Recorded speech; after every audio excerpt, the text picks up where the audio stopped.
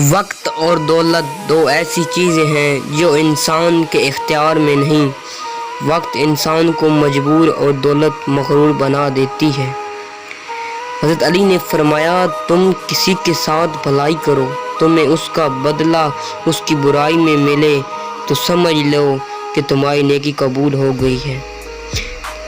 جس سے حد سے زیادہ محبت ہو اسے اتنی ہی نفرت بھی ہو سکتی ہے، کیونکہ خوبصورت شیشہ جب ٹوٹ جاتا ہے تو خطرناک ہتھیار بن جاتا ہے۔ خدا کے نزدیک کسی انسان کی عزت جتنی زیادہ ہوتی جاتی ہے اس کا امتحان بھی اس قدر سخت ہوتا چلا جاتا ہے۔ انسانیت بہت بڑا خزانہ ہے، انسانیت بہت بڑا خزانہ ہے، اسے لباس میں نہیں انسان میں تلاش کرو۔ علم ایک ایسا پودا ہے جسے اگر ایک انسان شخص بھی لگائے تو اس کا پھل ہر شخص کھا سکتا ہے۔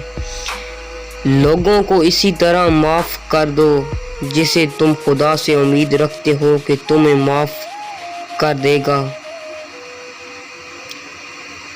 خواہشوں کی تابعداری ایک لاعلاج مرض ہے۔ حضرت علی رضی اللہ تعالی عنہ نے فرمایا، حضرت علی، اگر تم اس وقت مسکرا سکتے ہو جب تم پوری طرح ٹوٹ چکے ہو تو یقین جانو کہ دنیا میں تمہیں کوئی بھی توڑ نہیں سکتا۔ اپنے جسم کو ضرورت سے زیادہ مت سنوارو، اسے تو مٹی میں مل جانا ہے۔ سنوارنا ہے تو اپنی روح کو سنوارو، کیونکہ اسے رب کے پاس جانا ہے۔ یہ زندگی 2 دن کی ہے، ایک دن تمہارے حق میں اور دوسرے دن تمہارے مخالف۔ جس دن تمہارے حق میں ہو اس دن غرور مت کرنا۔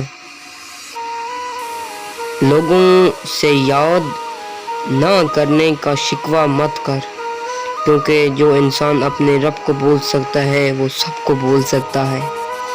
لوگوں کو دعا کرنے کے لیے کہنے سے زیادہ بہتر ہے ایسا عمل کرو کہ لوگوں کے دلوں سے آپ کے لیے دعا نکلے۔ کسی کا ظرف دیکھنا تو اسے عزت دو، فطرت دیکھنی تو اسے آزادی دو، نیت دیکھنی تو اسے قرض دو، حسد دیکھی تو اس کے ساتھ کھانا کھاؤ، صبر دیکھا تو اسے تنقید کر کے دیکھ لو، خلوص دیکھا تو اس سے مشورہ کر لو۔